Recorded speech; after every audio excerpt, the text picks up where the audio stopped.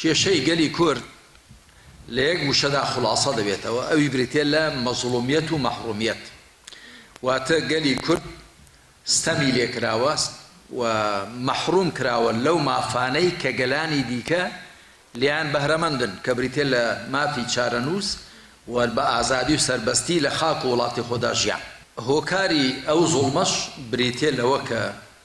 بە شێوەیەکی ناشەرعی مامەڵە لەگەڵ میلەتی کووردا کراوە،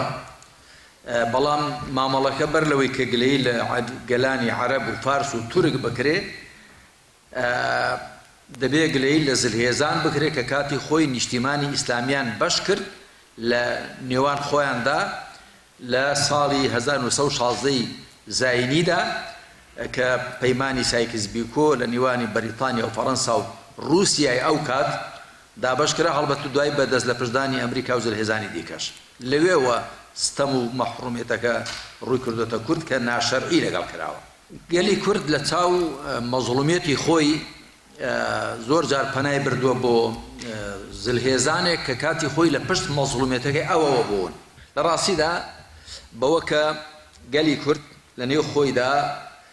بگەڕێتەوە بۆ ڕەسەنایەتی ئیمانی و ئیسلامی خۆی، لە ئەنجامی ئەوەدا تەبایی پەیدا دەبێت، چونکە تۆوی حیزبە لایکەکان، تۆوی ئەحزابی عەلمانی کە بەنێو خاچی کوردستان وەرکراوە، تەنیا دووبەرەکی و ناکۆچی و ناتەبایی بۆ بەرهەم هێناوی. لە حاڵێکدا کە میلەتێک بۆی نەبێ بە زمانی خۆی قسە بکە، پۆشاکی خۆی لەبەرکە، مافەکانی خۆی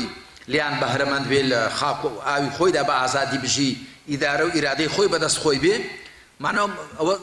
مەزڵومیەت هەیە کە لە هەر شوێنێ مەزڵومیەت هەبوو بە تاکید بەرهەڵستی ئەو زوڵمەش دەبێ. ئەو گلەی لە عەرەب و فارس و تورک دەکرێت ئەوەیە کە تەکریسی ئەو واقعە زاڵمانەیە بکەن، واتە ئەو واقعە زاڵمانەی کە پەیمانی سایکس بیکۆ فەرزی کرد ئەوانیش بێنن دانی پێدا بێنن کە تا ئێستا وا بووە لەگەڵیدا ڕۆیشتون، تەنیا لە کوردستانی باشوور لە بڵین کوردستانی سەر بە عێراق شتێکمان دەستکەوتووە وەکو هەرێمێکی فیدرالی، ئەگەر ناوی دیکە هەمووی لەسەرەوە دەڕوا کە ئەوەی سایکس بیکۆ کردوێتی میلەتانی عەرەب و فارس و تورکی لەسەری ڕۆیشتون. ئەوە خەتای ئەوانە کە لەسەر ئەوە دەڕۆن کە کاتی خۆی سایکس بیکۆ کردوێتی.